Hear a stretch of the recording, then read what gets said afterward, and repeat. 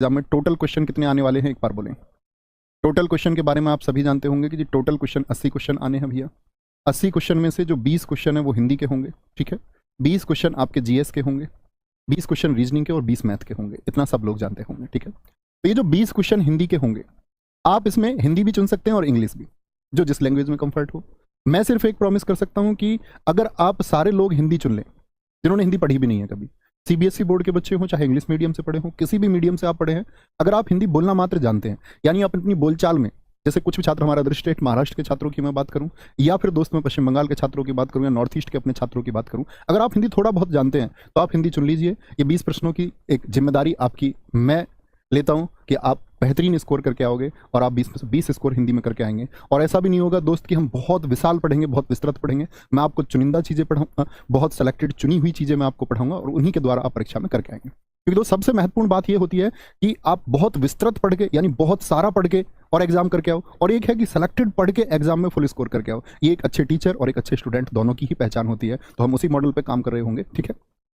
तो 20 क्वेश्चन आपके हिंदी के आने वाले हैं। एक प्रॉमिस मैं आपसे कर चुका हूं, साथ में एक प्रॉमिस आपका भी चाहूंगा कि कमेंट सेक्शन में एक प्रॉमिस आप लिखिए कि अवतार 2.0 बैच में जितनी मेहनत से टीम आपको पढ़ाएगी उतना ही शानदार रिवीजन आप भी करेंगे। क्योंकि दोस्त आपको जाना है इस देश की सीमाओं पर, और मैं कभी नहीं चाहता कि मेरे देश की सीमाओं पर कोई कमजोर जवान पहुंच जाए जिसके अंदर जुनून और हौसला कूट कूट के भरा हुआ है। क्योंकि जो अपनी नींदें गवा सकता है इस देश की रक्षा के लिए, वही इस देश की सीमाओं पर जाना चाहिए। तो मैं उम्मीद करूंगा आप ही में से वो छात्र होंगे जो नींदें गवा सकते हैं अध्ययन के लिए, कल वही नींदें गवा सकते हैं आपका सीमा की सुरक्षाओं के लिए। तो उम्मीद करूंगा इस अध्ययन के लिए आप सब कुछ करेंगे, अपने रिवीजन के लिए आप सब कुछ करेंगे, और कहते हैं ना कि बाजी लगा देंगे जान की जब बात आएगी हिंदुस्तान की। तो मेरे दोस्त, बात हिंदुस्तान से पहले अपने आप को प्रूव करने के हिंदुस्तान की सीमाओं पर आप तब पहुंचेंगे। तो हम शुरू करेंगे अपनी क्लास को।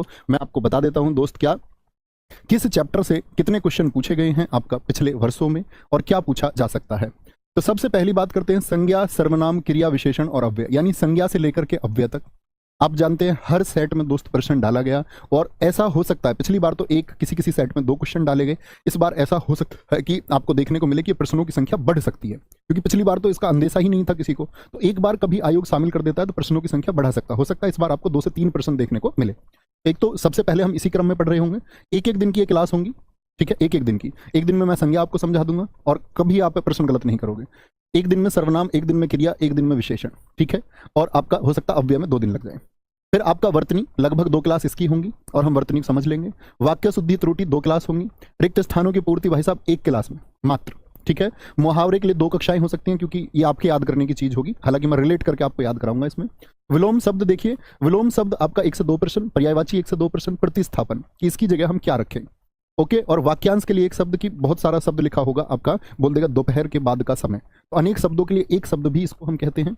और गद्यांश आता है आपका कौन सा, आप लोग प्रैक्टिस भी करते होंगे, नहीं करते होंगे हिंदी का प्रैक्टिस सेट अंकित भाटी सर आपको कराते थे, नहीं करते होंगे तो अब आप जान जाएंगे, यहाँ पर कोई दिक्कत नहीं।